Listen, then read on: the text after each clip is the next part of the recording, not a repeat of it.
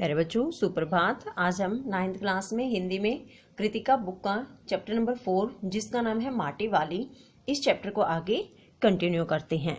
Previous 2 video में हमने माटी वाली के बारे में पढ़ा कि वह माटा कान से माटी खोद कर घर घर पहुंचाने का काम करती है, लेकिन वह बहुत ज़्यादा गरीब है क्योंकि मिट्टी के बदले में उसे मात्र रोटियां या कुछ पैसे ही प्राप्त होते हैं और उससे वह अपने बूढ़े और बीमार पति का गुजारा करती है। आगे देखिए चैप्टर। घर पहुंचने से पहले रात घिरने लगती है, यानी कि जो माटी वाली है वह क्या करती है, माटा कान से माटी खोदती है और घर घर पहुंचाने का काम करती है। इस काम को करने में उसको पूरा दिन लग जाता है क्योंकि जो माटा खान है वह शहर से काफी दूर है और दूसरा उसकी जो झोपड़ी है वह भी शहर से काफी दूर है। आने और जाने में कम से कम 1 से 1.5 घंटा उसको डेली लग जाता है। उसके पास अपना कोई खेत नहीं, जमीन का एक भी टुकड़ा नहीं, यानी कि न उसके पास खेत है न उसके पास अपनी जमीन है। झोपड़ी जिसमें वह गुजारा करती है गांव के एक ठाकुर की जमीन पर खड़ी है और जिस झोपड़ी में वह रहती है तो वह कहाँ है, गांव के एक ठाकुर की जमीन पर। उसकी जमीन पर रहने की एवज में उस भले आदमी के घर पर भी माटी वाली को कई तरह के कामों की बेगार करनी होती है। जिस ठाकुर की जमीन पर माटी वाले की झोपड़ी है, उस झोपड़ी की एवज, उस झोपड़ी के बदले में जो माटी वाली है उसको ठाकुर के घर भी कई तरह के काम करने पड़ते हैं। नहीं, आज वह एक गठरी में बदल गए अपने बूढ़े को कोरी रोटियां नहीं देगी। जिसे हमने प्रीवियस वीडियो में पढ़ा था कि आज माटी वाले के पास 3 रोटियां हैं और वह ये सोचती है कि मैं अपने पति को जाते ही कहूंगी कि आज सब्जी नहीं है, कोरी रोटियां हैं। लेकिन अब वह क्या सोच रही है कि मैं अपने पति को कोरी रोटियां नहीं दूंगी। माटी बेचने से हुई आमदनी से उसे 1 पाव प्याज खरीद लिया। तो उसने जो मिट्टी बेची उससे जो आमदनी हुई, कुछ पैसे मिले, तो उसने क्या किया, उनसे 1 पाव प्याज खरीद लिया। प्याज को कूटकर वह उन्हें जल्दी जल्दी तल लेगी और वह ये सारी बातें रास्ते में जाती हुई सोच रही है कि प्याज को कूट लूंगी और उसको जल्दी जल्दी फ्राई कर दूंगी। बूढ़े को पहले रोटियां दिखाएगी ही नहीं। वह सोचती है कि जाते ही मैं अपने पति को पहले रोटियां दिखाऊंगी ही नहीं। सब्जी तैयार होते ही परोस देगी उसके सामने 2 रोटियां और वह सोचती है कि जैसे ही प्याज को तलूंगी उसके बाद मैं उसके सामने रोटियां परोस दूंगी।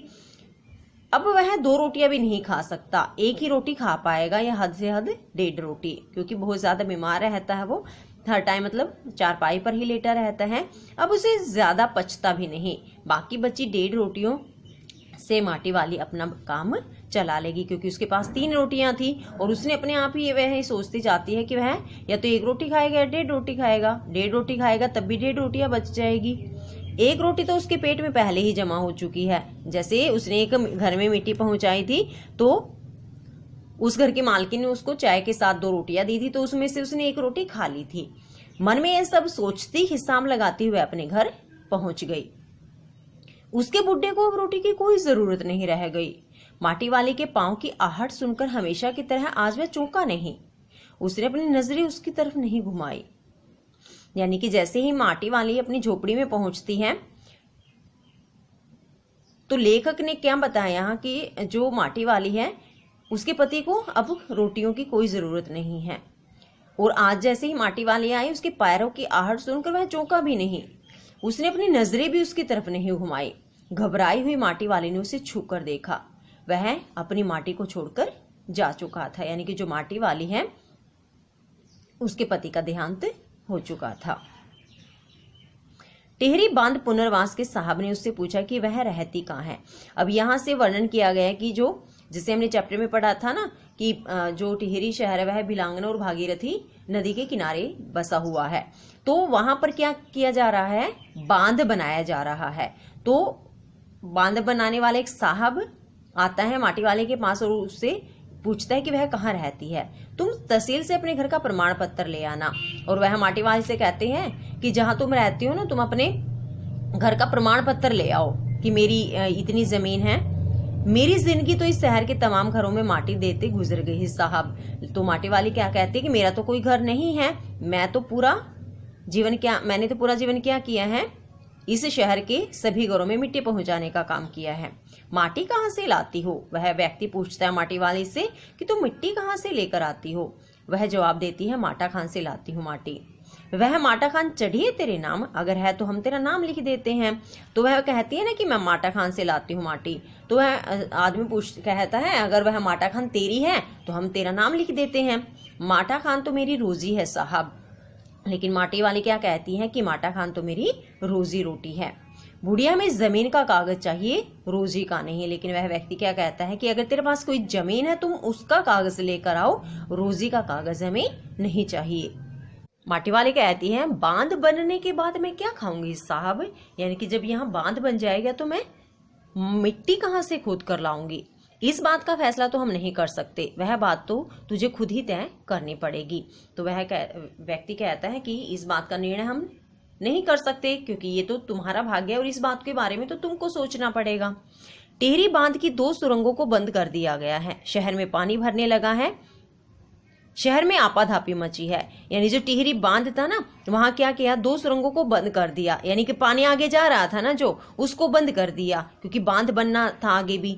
तो इसके लिए इससे क्या हुआ, जो शहर में पानी था, वह जो उन बांध में पानी था वह कहाँ आना शुरू हो गया, शहर में भरना शुरू हो गया।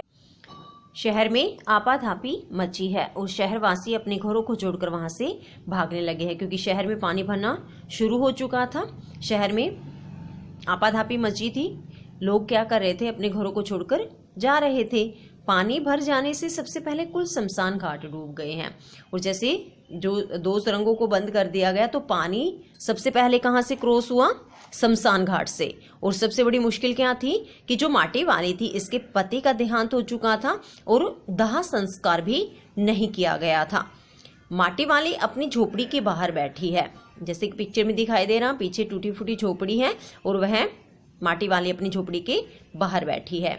गांव के हर आने जाने वाले से एक ही बात कहती जा रही है, गरीब आदमी का शमशान नहीं उजड़ना चाहिए। और गांव के जितने भी आदमी वहां से आ जा रहे हैं ना, क्योंकि सभी अपने अपने घरों को छोड़कर जा रहे थे, तो हर एक व्यक्ति से वह क्या कह रही थी कि जो गरीब आदमी है उसका शमशान नहीं उजड़ना चाहिए। और इसने इस बात को क्यों कहा, क्योंकि एक शमशान घाट ही ऐसी जगह है जहां गरीब और अमीर में कोई भी अंतर नहीं किया जाता। गरीब आदमी का भी इसी तरह से दाह संस्कार किया जाता है जैसे कि अमीर आदमी का। एकमात्र शमशान घाट ऐसी जगह है जहां पर किसी भी ऊंच नीच जाति के अंतर्गत किसी भी तरह का भेदभाव नहीं किया जाता। इस तरह से जो माटी वाली है बहुत ज्यादा परेशान थी, क्योंकि इसके पति का देहांत हो चुका था और उसका अभी तक दाह संस्कार नहीं हुआ था। तो प्यारे बच्चों, ये था हमारा chapter number 4 from Kritika book, जिसका नाम था माटी वाली। बहुत ही रुचिकर और बहुत ही संवेदनशील कहानी थी, जिसमें इस माटी वाली की गरीबी का और भूख का वर्णन किया गया है कि किस तरह से यह अपना गुजारा करती है मात्र 2 से 3 रोटियों में।